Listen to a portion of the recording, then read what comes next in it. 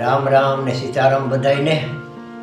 હવે બપોરનું ટાણું થઈ ગયું છે ને આપણે શું છે કે હવે જમવાનું ભૂખ લાગી. હવે અમે હું બેને બનાવ્યું આજે, જરાક જોઈએ આપણે.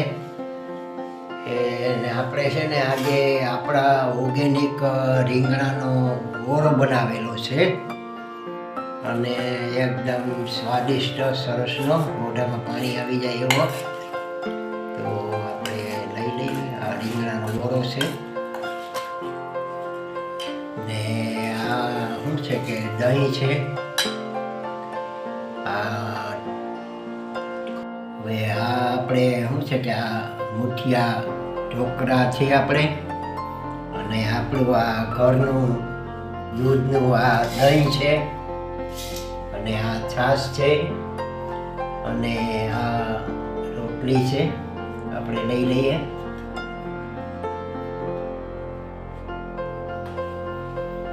અને આપણે હવે ઓરો પણ લઈ લઈએ આપણે. હવે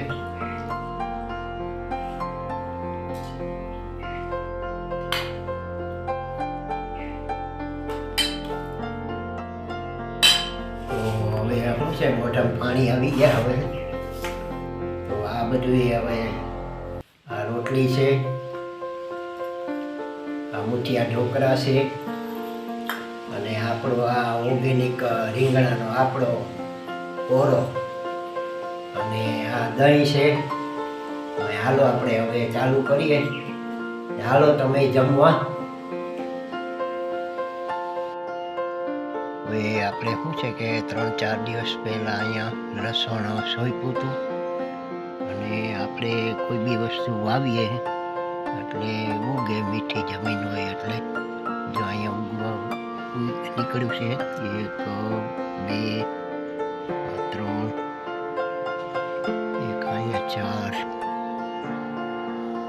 અહીંયા 2 છે, 5, 6. તો આ શું છે, બધામાં ઉગેલું છે અને નીકળ્યું છે.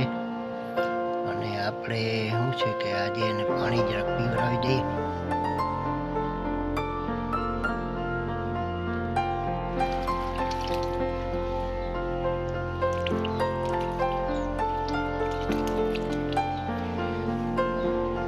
આવી રીતના આપણે કાળજી રાખવી પડે, અને એને ટાઈમો ટાઈમ આપણે પાણીને આપતા રહીએ તો શું છે કે વાંધો ના આવે.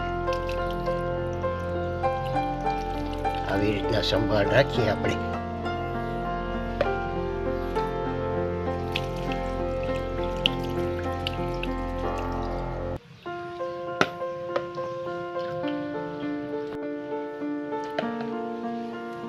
જો આવી રીતના આપણે સંભાળ રાખીએ તો કોઈ બી વસ્તુ આપણે ઉગાવી હોય એ આપણે જરૂર ને, ફૂલ હોય કે ઝાડ હોય કે ફ્રૂટ હોય, ગમે તે વસ્તુને આ રીતે જાળવણી રાખીએ તો આપણે શું છે કે ફળ આપે, ફૂલ આપે, અને આપણે ભગવાનને પણ ચડાવી શકીએ.